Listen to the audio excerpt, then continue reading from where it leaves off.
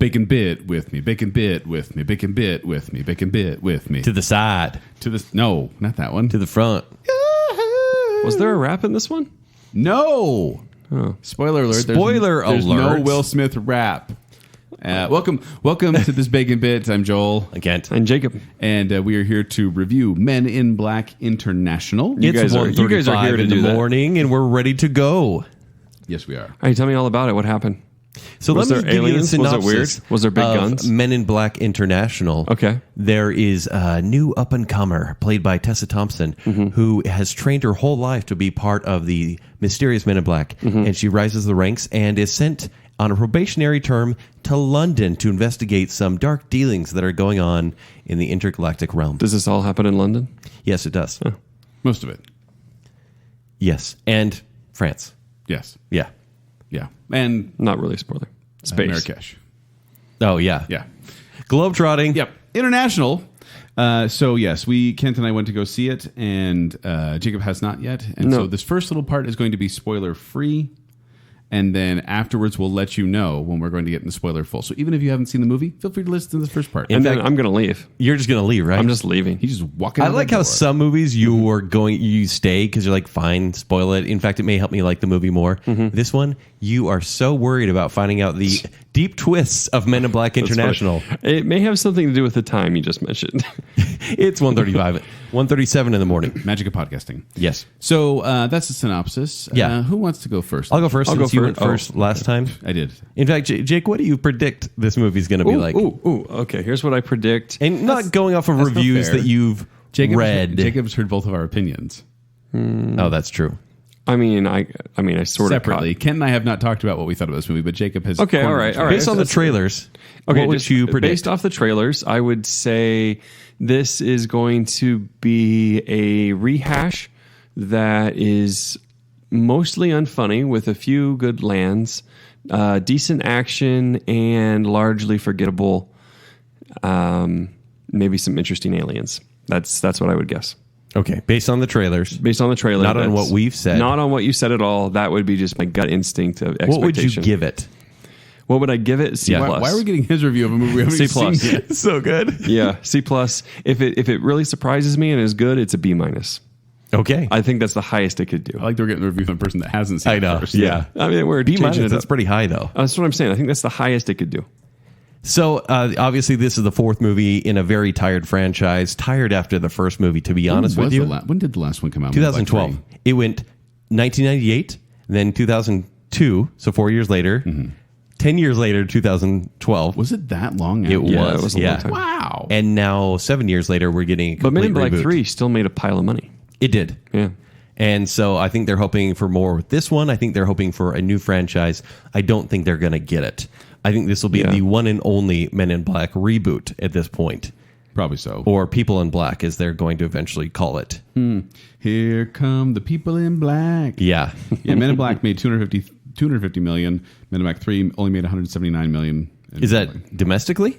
Or is that globally? No, that it made more is than domestically. that. Yeah, Okay. it made Yeah. more. Yeah, worldwide, Men in Black 3 actually has the most money with 624 million. Yeah, Oh, that's there a you fair go. amount. Like, that's money they're chasing now. Yep, that's exactly right. Though they don't have Will Smith. They have Tessa Thompson and Chris Hemsworth. Who you may recognize from Thor Ragnarok as And Thor Valkyrie Ragnarok. And Thor Ragnarok, yeah. Yeah. And so people like them together in those movies and also in Endgame as well. And obviously future Thor movies. So the chemistry should work. Chris Hemsworth should work because I think he's found his niche in comedic roles. Doesn't really work here. I feel like he is trying to be Kevin from the Ghostbusters 2016 and trying to be the goofy one. The Mimbo. Yeah, the Mimbo, because he's not as dumb here. In fact, he's playing a James Bond type character, but doesn't really pull it off. Wait. So he's dumb, but he's not? Well, he's apathetic and he has a swagger. Okay. That's basically it. Yeah. He plays the tired old agent, even though he's very young. It seems like he's more like in the first 5 years of his career. He's basically the kid who got promoted a little too quickly. Yeah. And doesn't really know what he's doing, but he has a good reputation. Okay. Yeah, whereas Tessa Thompson is brand new, gets in immediately to the Men in Black, and we can talk about that in spoilers. and runs into Emma Thompson and Liam Neeson, who are veteran actors, and Emma Thompson has appeared in the series before. Yeah, she would be the link here. Yeah, she's the link between the two. And Frank the bulldog, or whatever. Frank the pug. Frank the pug, that's it. Yeah. So Chris Hemsworth, not funny when he normally is, to be honest with you. Tessa Thompson, didn't really see it there. In fact, not an anchor character at all. I felt like Will Smith in the first movie did a really convincing job of bringing you into the adventure as someone that didn't belong and was roped into something bigger than you could ever dream. She is someone that has always been the best, and it's proven by immediately getting into the Men in Black and solving every problem immediately. There's some comic relief here, falls flat on its face. The alien design, though, is the standout of this movie. I said that in my review. Yeah, thanks for that, Jake. You heard both of our reviews before, Jacob. You guys just said nothing about that. Yeah. Sure, we didn't. So there's some CG as far as like big battles go, and I'll wait for the spoiler section. But when they focus in on the aliens, they do a great job. There's some really cool character designs, especially with some of the villainous characters. I was really kind of won over by that. It's probably one of the only positive things I can say about the movie. I'm giving it a D+. Wow. Yeah. D+. Yeah. That's much less than Dark Phoenix. Much less. Okay, my turn? Yes. So, The Good. I think this was the right way to do a sequel/spin-off in the sense that... A relaunch of sorts? Well, yeah, because it didn't rely too heavily on the previous versions, made passing references. It didn't try to like shoehorn in all these references of like trying to really make it feel like it's part of the universe. It's just like, hey, you know what? This is a big organization. This is part of that organization. I did find it interesting that it's called Men in Black International, and it was basically Americans going international. Yeah. Which was weird. Well, Chris Hemsworth was an American. He was meant to be British. But I mean, even Tessa Thompson, she's British, isn't she? She's not. She's American. Really? Mm-hmm. Man, for some reason I thought she was... He knows it's Tessa Thompson. Okay. He's a big fan. Yeah. This movie seemed to be really, by the way, obsessed with Tessa Thompson's face. Yeah. It's a lot of close-ups on her face, especially at the beginning. I was just like, it felt like almost like A Wrinkle in Time where I'm like, they better back off because... It's true. It's all up in her Sure, face. you guys aren't projecting right now. Yeah, maybe. And I like I said, I like the continuation aspect of it. As a sequel, well done. And I'm happy to see that special effects since the early 2000s have not changed that much. A little wonky there in some of the CGI, but fun and enjoyable. But that was kind of the idea with Men in Black, right? Is it was goofy CGI. Yeah. And Chris Hemsworth, I think he can be funny. As Ghostbusters, he was the standout. Yeah, he was. But this movie, Low bar. I thought he was funny, but then it kept hitting the same note over and over and over. Like his character, it was the same joke repeatedly. It got tired. Yeah. And his character, actually, I was like, I'm done with you. Like, tone it down just a little bit. But overall, I found myself enjoying the movie enough to give it 3 stars. I feel this is kind of a middle of the road. I would put this right around Men in Black 3, actually, where it was kind of like Men in Black 1, standout amazing. Men in Black 2, not that good. Men in Black 3, it's okay. But I'm not going to like watch it repeatedly. Sure. So 3 stars. Yeah. So there's it's an average movie. That if to quote Jacob, if you like the Men in Black franchise, you're probably going to like this movie. I think it's something that you may like it or may not. It's a good movie. The first part was an okay quote. Yeah. And you trailed off. Yeah. All right. Let's get into the spoiler free version. Oh, that's it. That's it. You're going to stick around? No, I'm leaving. All right. Okay. Bye, Jacob. We're gonna Here come the spoilers in black. Spoilers in black. The galaxy spoilers. Spoilers, yeah. Everybody freeze. Goodbye forever. Bye, Jake. So, all right. I want to know, like, it didn't seem like either of us were having very much fun, or the audience. Well, whereas I feel like especially the first Men in Black and leading into the other two, less so. There's so much fun to be had. There's a sense of discovery. And I feel like this movie kind of went, we're more James Bondy and globe-trotting and lost that adventure. Well, and I wonder if... And the funniness. I wonder if just the storyline's tired, because we've seen this multiple times where it's like, people hiding in plain sight are aliens. That's funny. And then they do it in the second movie, and it's like, still funny. Yeah. Third movie, yeah, we get it. And then the fourth movie, it's like, yeah, we get it. They're aliens hiding in plain sight. Right. But I don't know. I just felt like, maybe it's just because I couldn't get comfortable in the seat I was in, but... Was it a bad seat? What do you mean? It's just like there's a lot of people around. Oh, yeah. And so I just felt like this movie really dragged. And that surprised me because I was enjoying it, but then I was like, I mean, it's only 115 minutes, so under 2 hours. It felt longer. It should have been an hour and a half. Yeah. And the globetrotting was fun to see the different places, except for the fact that it kept going back and forth and back and forth. Paris, London, Marrakesh. Yeah. And I was like, yeah, okay, if we're not going to any place new, let's just stay in one place. Right. Because that got kind of tired. How did you feel about Camille Nanjiani? Camille Nanjiani? Yeah. I thought he was funny. Oh, I totally disagree. I actually we didn't talk about that in the spoiler-free version, but he's a little creature. To me, he's the comic relief that I went, okay. He was the desperate comic relief of a very dry movie. Like, he honestly felt like... You're right there. It was like you were starved for something humorous, and so he would say something mildly humorous, he'd be like, ha, okay, he's funny. Well, so we're in spoilers. His queen and his people are killed. Yeah. And he's the last survivor, but he's sitting there telling jokes and laying about while his queen is literally dead next to him, and he's like, I don't know. It's because, it's a CG character, so obviously none of the characters are actually there. Right. But it's almost like Camille, or whatever his name is. His name is Pawnee. Pawnee. Yeah. Pawnee doesn't actually realize that anyone's dead around him, and I think he's just there to be... But he's a pawn. He's supposed to be stupid. Insert joke here. But he was inconsistently stupid. It's like he was stupid sometimes, and then he also needed to do something really smart. And I was like, okay. And jumping right to the end, he's very pivotal in how this ends and how the world is saved. He saves Tessa Thompson, who then kills the bad guy. Wasn't that weird, though, that it's like everyone is where they're meant to be at the right time, and then she just gets slingshotted back to Earth to kill the Hive. The Hive is the villain in this movie. Whoa. And to me, I was like, well, that was trying to be a Shyamalan moment, where it's like, oh, deeper meaning, but it turned into a space gun. Yeah. To a space beam. Yeah.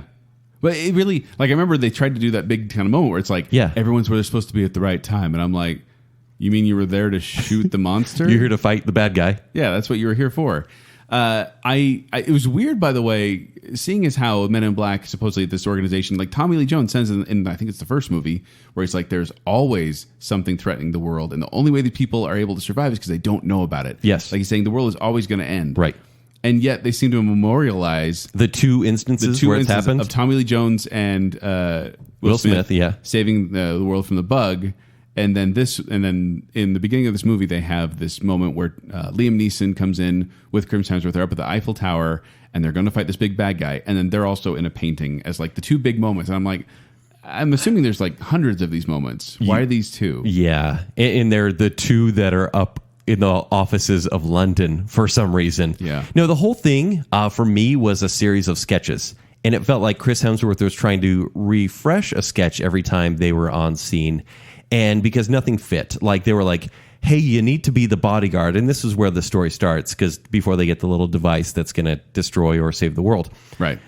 You need to be a bodyguard for this alien, or his race is going to destroy the planet. And you're like, haha, that's a funny joke. Sure, I'll go be DJ Khaled's bodyguard, basically. Right. I don't know who played him, but that's basically what I saw. That's a good question.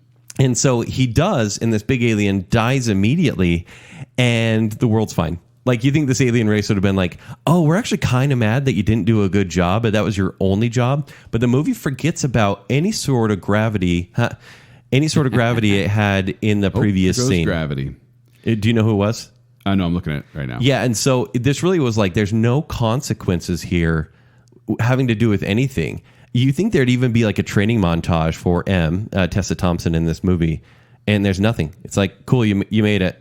Yeah, good job. Well, no, it really did feel like they moved on so quickly from anything. It's like, this thing's over, let's move on to the next thing, and didn't have. It was like they had a little bit of ADD and there. The way it wrapped up in the end, I will say this: I dug, and I think you're right. Like, the CG feels very consistent throughout the movies, but I dug it. I dug like the corny feel. CG. Like the guy with the beard, his chin did not look quite right. Oh yeah, that was. He has an alien that he wears as a beard. Yeah. And like when it comes off his chin, I'm just like, that looks a little weird. The two breakdancing Middle Easterners in cool like runway wear that were way too fashionable, they were the seeming bad guys. And honestly, when they went all Cosmo, I thought that was awesome. It was a cool effect. I swear I've seen those guys somewhere before, though. Yeah, they're two twins that they used for the movie. And I thought that was cool. Obviously, it's kind of a mislead. It's a red herring. Yeah, but that's kind of the point of the movie, is they're trying to make it But seem like... didn't it feel that's what I was gonna way ask you. too obvious? So that's what I was going where to the movie was going. Was it... Okay, I knew from almost the very beginning... Of course you did. That Liam Neeson was the bad guy. Yeah. Like, he was the mole. I almost... Like, okay, so... Because they telegraph Rafe Spall. So at the very beginning, it's Liam Neeson and Chris Hemsworth right at the beginning going to the Eiffel Tower to stop this alien. Yeah. And I remember... And having, I don't watch many trailers. Right. But I was like, Liam Neeson's in this movie? I'm like, oh. You didn't know it? Because, I noticed you were kind of taken aback by it. I was like, what the heck? What's he doing here? Yeah. And then I went... At first I thought, it's a cameo. He's going to die, and that's going to, kind of leave Chris Hemsworth partnerless. Yeah. Then he didn't die, and I went, oh, he's going to be the bad guy. And then they start trying to play up Rafe Spall. There's a mole. Agent C as like the bad guy, but they're hammering that so hard. I'm like, well, it's obviously not him because they're making it so obvious that it is him. Yeah. It's got to be Liam Neeson. And then also at the very beginning, she meets that little blue feathered creature. Yeah. And then it jumps out the window. Yeah. And then it's going to... An hour and a half... They're going to make callback. And the thing is, they have this little thing where the creature says something and she repeats it. And I'm like, okay, so that's going to come back. And then later on in the movie, the only other blue feathered character, who's now this giant thug... Yeah. Comes in the frame. And I'm like, oh, that's the creature from the beginning. And then they try to reveal it as this big kind of... It's a really minor moment. But was it supposed to be that obvious? No, look, these movies, I would say, are meant for family audiences. I would say, like, at least the first one, before they got a little weird with some of the alien designs in number 2. Yeah. It's meant to just be enjoyable with all audiences, and I think this one was made for kids because it's that dumb, honestly. I wouldn't say but it's dumb. Not funny enough for kids. I don't know if I'd say dumb, because to me it was fine. Also, an alien... and Chris Hemsworth and yada, yada, yada. Like, it was a bit strange. That was weird how they have Chris Hemsworth. It's because you need the shirtless scene for Chris Hemsworth. And so it's like this he's trying to basically beg for his life. And he's like, I'll do anything. She's like, anything. And the next morning he's in a bed with an alien creature. Right. Waking up. And like, it's just like, oh, I guess we're doing that. Yeah. Okay. Like, it felt weird almost. Yeah. Like, honestly, this will be probably in my top 10 worst movies of the year. No, I don't think it's that bad. And that's fine, but like, it was so pointless and unnecessary as a movie. I don't think this will continue at all. It may make international money, but it really shouldn't, because the whole thing felt joyless. I wish there was some life to it. There was a little bit. Like, that's but where? I was searching. Johnny. I would say the soundtrack. Yeah. He was funny. And I didn't like the two brothers that were good. They were good. The Cosmos were cool. Yeah. I mean, but the way every scene wrapped up, and I was like, cool, can we get closer to the end? Like, is this one scene closer to the end of this grueling experience? Grueling. Yeah. Now you know how I felt about Dark Phoenix. I know. Yeah, actually, I sat there and I was like, I wonder if he likes this. If he does, this is reverse of Dark Phoenix, Yeah. Yeah. Like, that's the thing is, I kind of went into this, it's fine. I'm going to probably forget about this movie, but... Would you be cool showing this to your kids? Yeah. Okay. Yeah, this would be one where, like, they want to watch the Men in Black movies. I definitely want to show them the first one. If they want to continue them, sure, this be part of it. I'm not gonna disown this movie like I have like the other Pirates movies or the other Matrix movies. Oh, I think the third Spider-Man movie. This is way more straightforward than any Pirates movie, but this fits right along with the Pirates movie. Though I don't think the first Men in Black is any Curse of the Black Pearl. Like, it's just a really solid summer blockbuster, but not like a great summer blockbuster. I think the first Men in Black and Black Pearl are comparable. Oh, do you? Because they're both. I put Black Pearl way above. They're both kind of these iconic. Not game changing. I don't want to say that, but just iconic movies that people iconic IPs that everyone's like, okay, I'm going to take notice. Yeah, and then when you do, you're like, oh, please stop making these. And that's really where Men in Black has gone. When we knew this movie was coming out, we already knew to not really put a lot of hope and faith in this. We hope you and they delivered. BaconBit. Yeah. But I just think this fits in the vein of the other Men in Black movies. It's just not the best vein. Yeah. And what happens now? Because Chris Hemsworth is now the head of the London branch. And Spoiler Tessa Thompson, Tessa Thompson is back in America. Obviously, they'd have to partner up again. But another plot hole is they kept making you think that Chris Hemsworth was not to be trusted and something massive has changed. But it didn't give you really context other than the fact that once he was neuralized to think he defeated an alien and saved the world. Well, we still don't know what happened. No. Like, why? Okay, so they go to fight this enemy called the Hive. Yeah.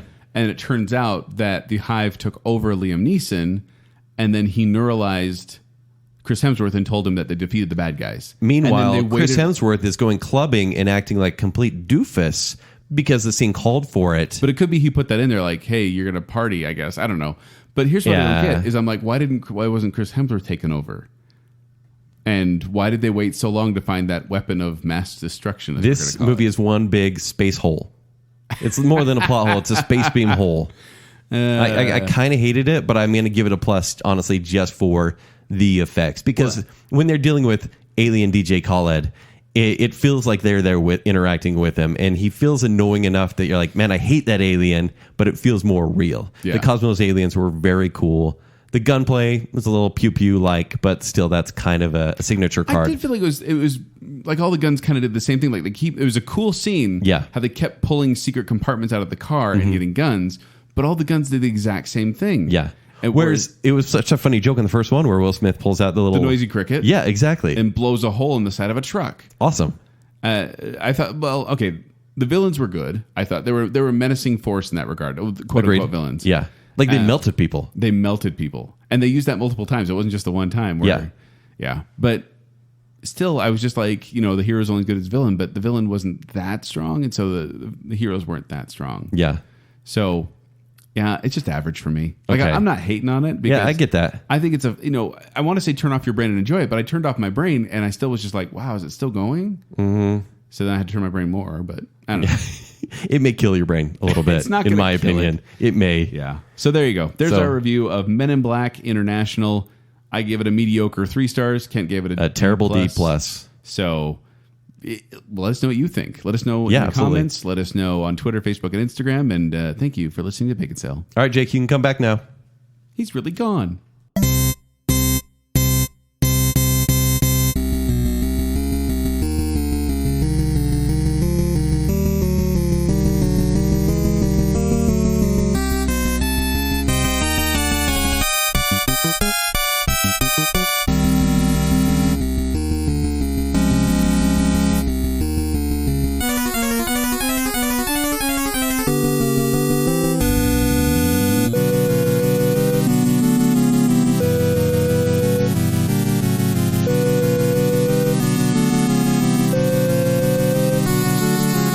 Yeah, C+.